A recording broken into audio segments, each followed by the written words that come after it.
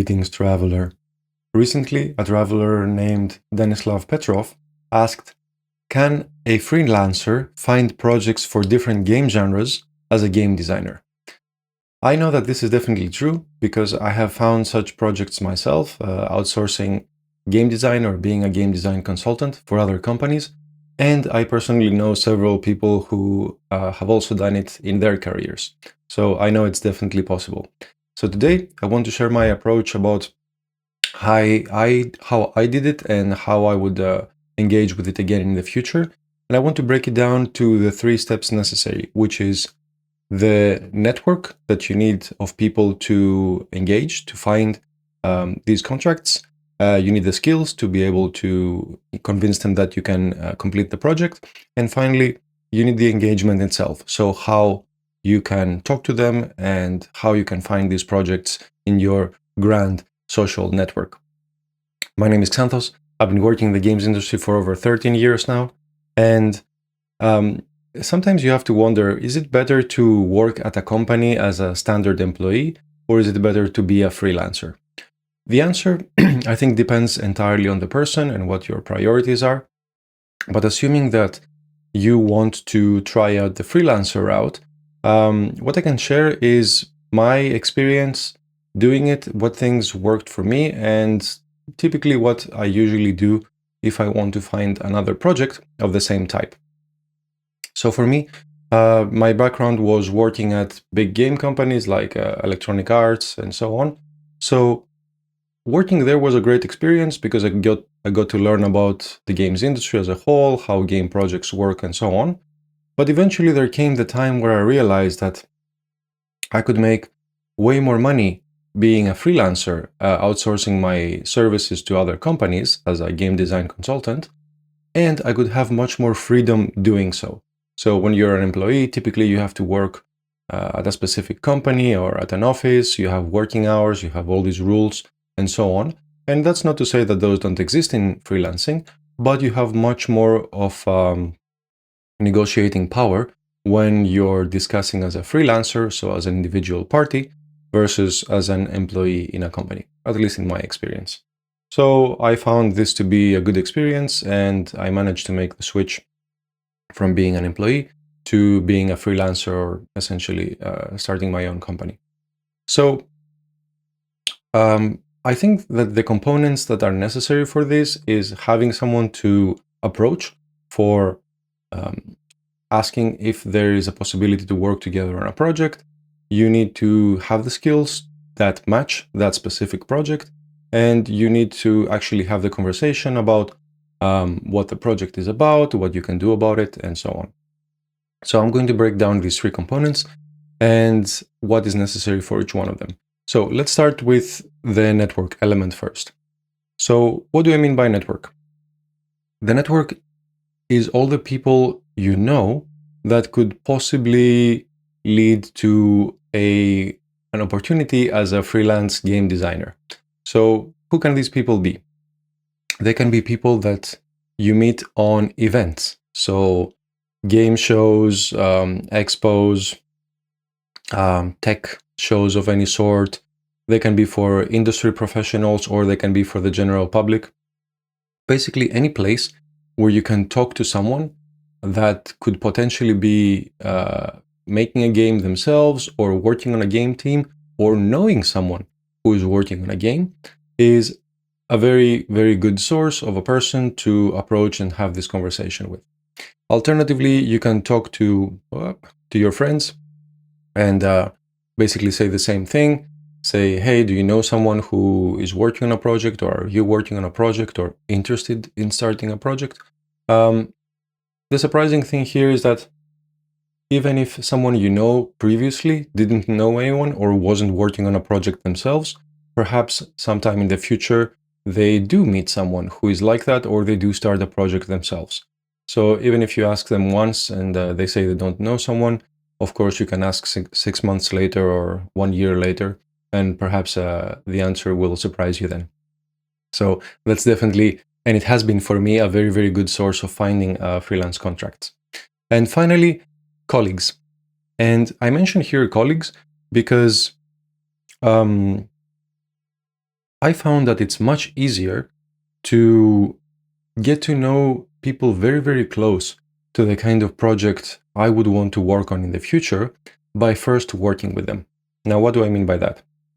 Typically, when we're talking about freelancing, the image is that you have your skills, you approach someone, you say, hey, can I do some work for your project? And hopefully that person says yes, and you start working. That is possible, but there's several obstacles to jump over first. First, that person needs to get to know you. Then they need to find out about your skills. Then they need to know that these skills match the project. Then, of course, there's a question of whether you are a good fit for the team or your style of working fits the team. And all these questions are automatically answered if you happen to have worked together already with that person. So I noticed in my career, whenever I approached someone fresh, someone I didn't know, and I had to first convince them about all these things. Of course, it took more time and it was a longer conversation. And of course, these points needed to be visited at some point.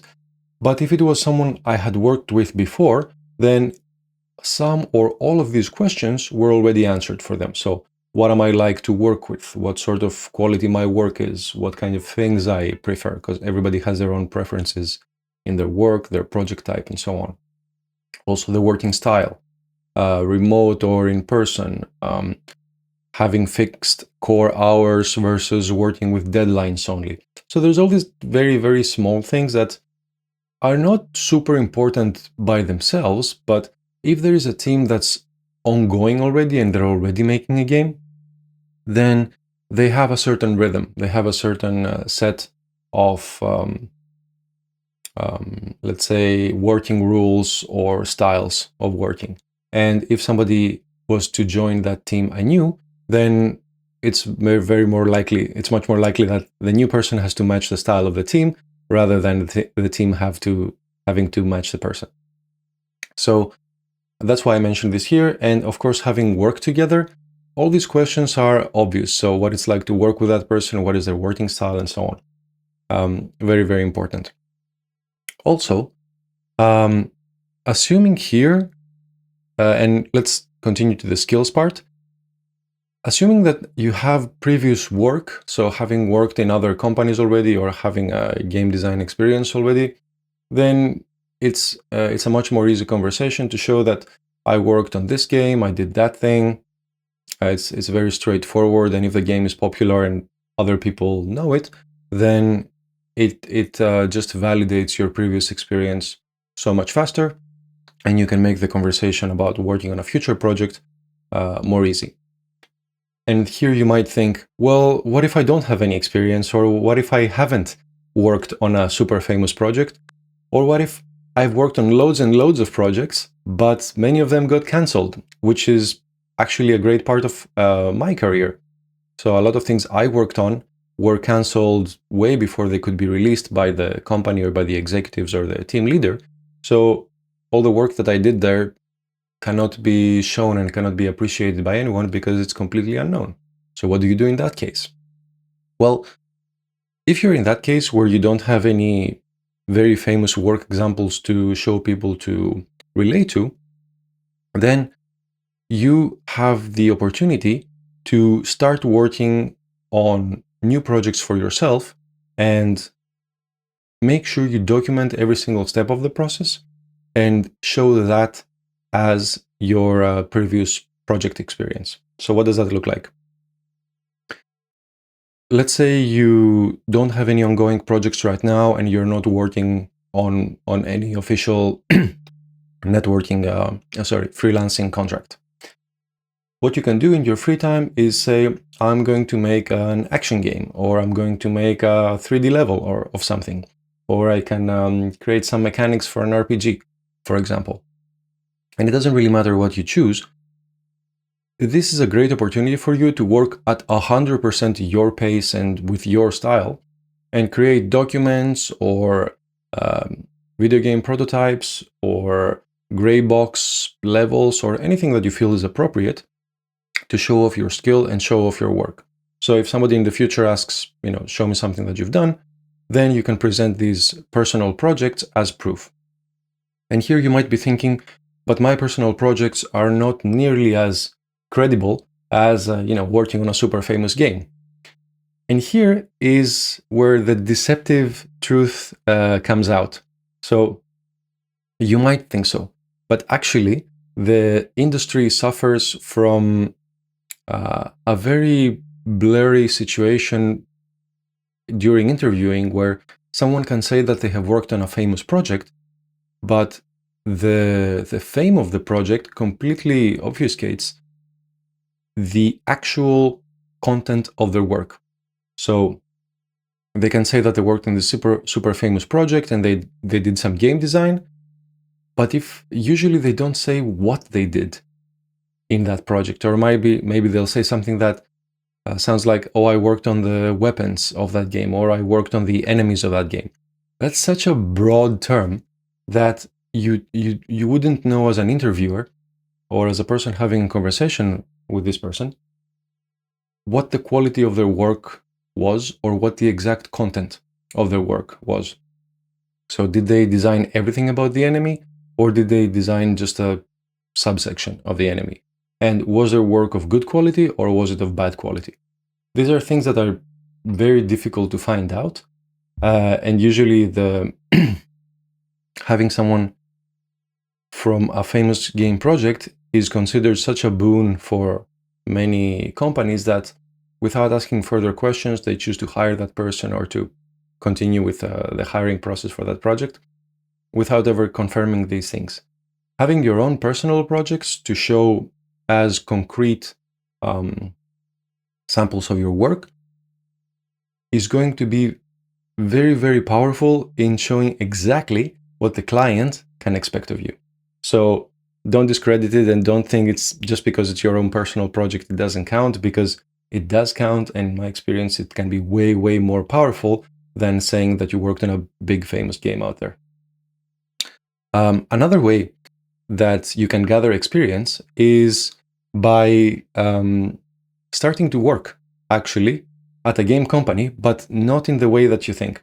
So since this video is about finding game design freelance work, you might not necessarily think about doing working in a game company either full-time or part-time as, for example, a tester for the game. And you might be thinking, well, but that's not what I want to do. I want to do game design. Yes, but when you actually start doing the game design for that game, you will very, very likely have to learn everything about that game as it exists already. You will have to talk to the team. You will have to play the game and do lots of playtesting. You will need access to the documents.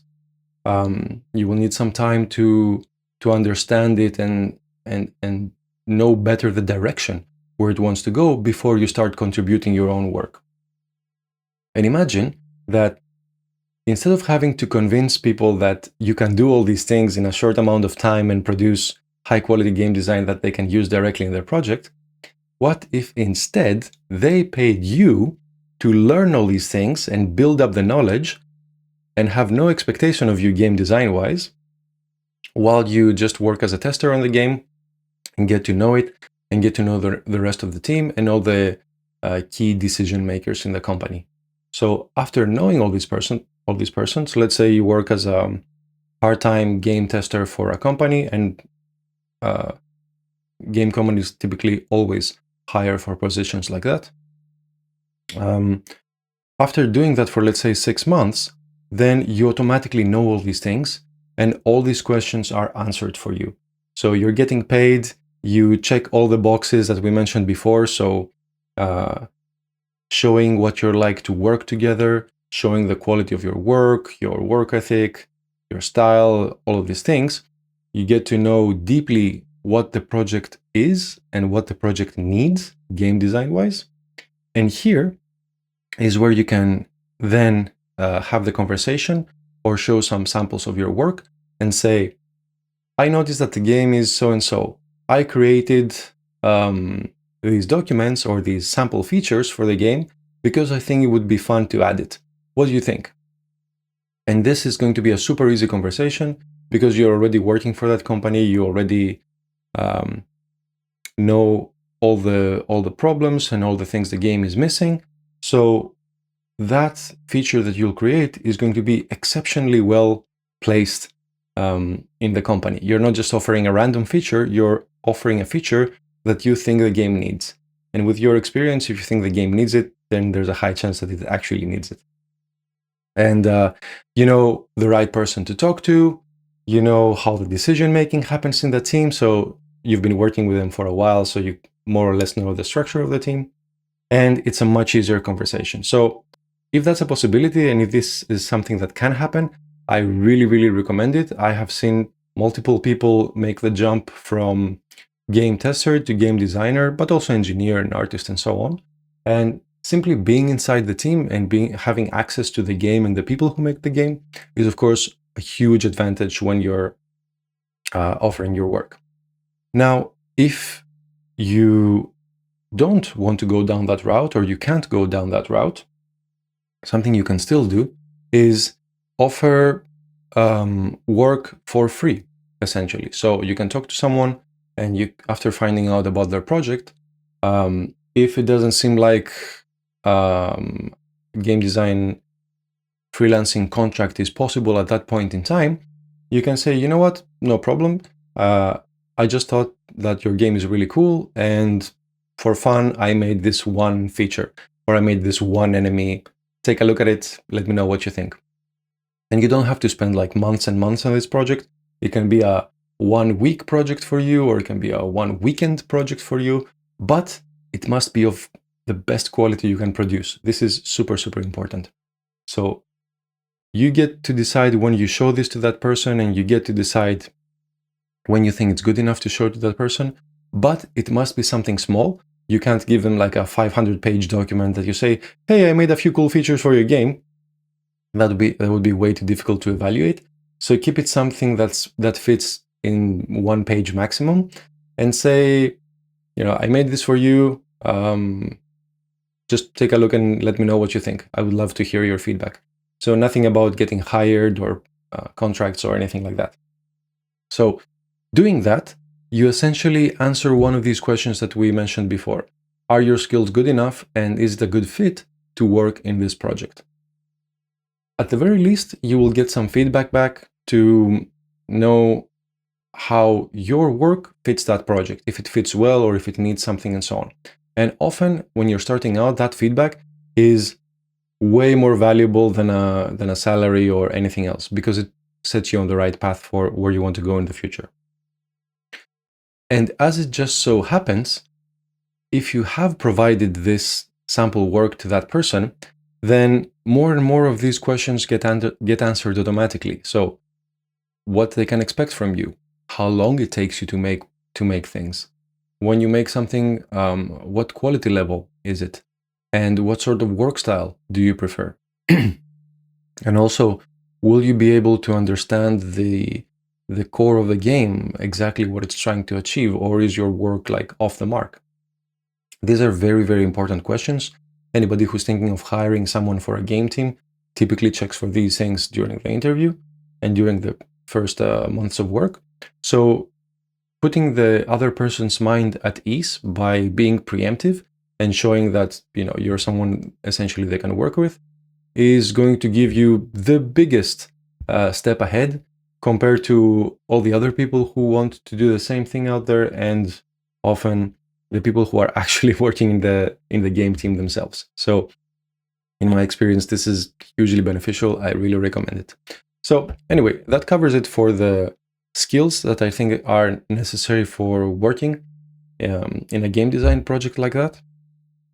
And then the question becomes, now that you know all these people that you could possibly ask for work, for freelancing, and you have the skills and you can display you have the skills to work on these projects, what exactly do you do next?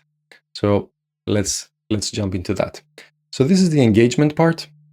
So this is where you have the actual conversation about what that other person is doing and how the two of you could work together. So there's much to say here, and I think it's easy to get lost in the details. So instead, I try to keep things extremely simple when I make these conversations myself. And I usually use one of these two approaches. So I either ask, what are you working on at the moment? So let's say I meet someone who's working in a game company or someone who's developing their own game project or anything like that. Instead of trying to talk about freelancing and contracts and any of that stuff, forget about all that. I simply ask, what are you working on? So then the other person, first of all, becomes happy and becomes excited, because people who are making games usually make games because they want to, because it's important to them. So getting to talk about something you really like and is really important to you is great. It puts them in a good mood. So they talk about the game, you get to learn what they're working on, and eventually you can find out what the challenges of the project are right now. So they might say something like, oh yeah, we want to make a whole new continent for the game, but we don't have anyone who can make it. Or we're so busy playtesting the game and we don't have anyone to make new enemies or new weapons or whatever. Or our combat system is okay, but we're so busy working on other areas, we don't have enough time to improve the quality of the combat or the combat rules or something like that. So naturally, the more you dig deeper and you ask questions about the other person's game project, all these things will become very obvious. And when you discover one of these pain points, let's call them, then you can say that, oh, you need more enemies. I have made enemies before for some other project. Let me send you some files. Or if you have the files with you on your phone or on a tablet or something, perhaps you can show them right away. But typically it's okay to send them later on. You can then ask more and more questions and say, is this something, is this the kind of thing you're looking for? Does this match what you have in mind? Or if you had this, do you think it would help? You can ask all these exploratory questions to find out exactly what is holding that team back, and if what you can offer is valuable. So if really, let's say the combat is holding that team back and they need someone to improve it, then by offering your help, or by saying, I've worked on something similar before, let me send you a sample, then when they see your work and they see it's well organized and it's something that would help them, then it almost becomes automatic that they would want to offer you to work for them either full-time or just piecemeal on that little part of the game. The conversation then becomes very, very straightforward. Now, if they don't need that particular role or task, or they don't have the funding to hire you right away, that's completely okay. For me, one of the biggest shifts in life and in my career was going from the mentality that every single conversation, every single interview must work and it must provide a positive outcome, which I found out is very bad, and it was completely the wrong way to go about it for me. This is a process, and there's no real beginning and there's no real end to it. This is a process that continues, and just like you have multiple jobs over your lifetime and you work on multiple projects, the same thing happens here. So even if one person says no at one point, A, that's not a bad thing, and B, that doesn't mean that there can't come a time when you can work together. So keeping things positive, keeping a contact with that person is a way, way more important thing to do than just getting a yes in every single conversation, which would be weird anyway. So moving on to the other type of approach you can have in these conversations is, who do you know making games? So even if that person is not making a game or is not working on a game, perhaps they still know someone. So that is also extremely helpful because when you get to talk to that other person, perhaps he can introduce you, or you can go for a coffee together, or you can message each other online, or you can see their work online first. Especially if you're starting out, getting to see how other people work is really, really good exposure. You learn a lot in the beginning about the structure of teams, how games are made, and so on. So once you get to know that person a little bit, once that person makes the introduction and you understand what that other person is working on, then essentially you're back here. You're asking, what are you working on exactly? What kind of a game is it? Of course, respecting NDAs and all, right? But even if you are respecting NDAs, usually people can say, it's an action game or it's a racing game or whatever. Just some general descriptors. And because, of course, everybody loves complaining about problems they're facing at work, as soon as you touch this topic of like, what are some challenges at work, or what do you wish wasn't there, or what's eating most of your time, people are typically way easier to talk about those things than the traditional do you have some work for me kind of conversation, which I always avoid. I think it's completely unnecessary. So using these techniques and getting to that point where you understand what the structure of that person's team is and what the project is about, and that person helps you identify what it is they're lacking, what is challenging them the most, what is being a blocker for them, what would untie their hands if they happen to have, then you can check your skills to see if you have something that matches it. Perhaps it's in the area of level design, or battle game design, or game balancing, or whatever it is they're liking. And once you identify that, you show previous examples of your work, or you can just talk about them if it's just a conversation and say, oh, this kind of thing. Yes, I've done this before in so and so. And they're like, oh, really? You're like, yeah, would you like to see a sample? I can send to you today or tomorrow or whatever. And you can proceed from there. And even if they say that they don't need anything right now, or they would love to have that, but they don't have the budget or whatever, you can still do it. Especially in the beginning, if you don't have many opportunities like that, you can still spend some of your time to do work for them for free. And of course, you don't spend, every day working on it. Perhaps you'll spend just a few days working on it. But it needs to be a complete feature, even if it's a tiny feature or a tiny enemy or a tiny item. And it needs to be the best quality you can produce.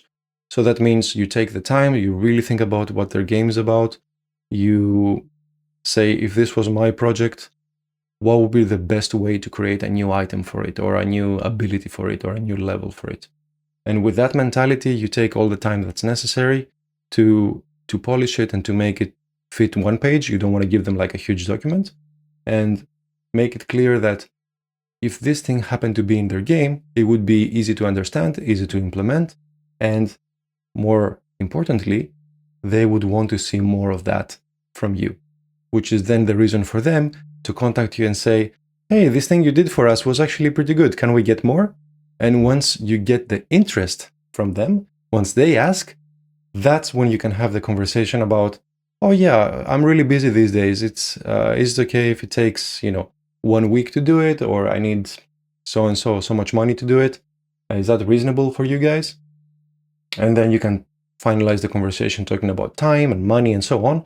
And the rest is just signing the contract, essentially. So before closing, one note on the price, especially if you're starting out. Starting for free is a great place to start. I know that many people say that, oh, you're so valuable and you should never give your time away for free. Yes, that's true. But typically that's true for people who have lots and lots of validation already. So that the moment comes for that when you have lots of demand for what you're offering, or at least some demand. If you have no demand for what you're offering, it means it's not quite at the point yet when people would want to pay money for it and would need it. So that moment will unmistakably come, and there's no need to rush it. The more you improve your skills and the more you improve the quality of your work, the hungrier essentially people will be for your skills, and you will get more and more requests. So the important thing is not to maximize the price on every single transaction. The important thing is to improve your skill, so in the future you can command basically any price you want. Anyway, that's it for today. I hope it's helpful. Thank you so much for Denislav for the question. I hope this helps, and as always, have fun.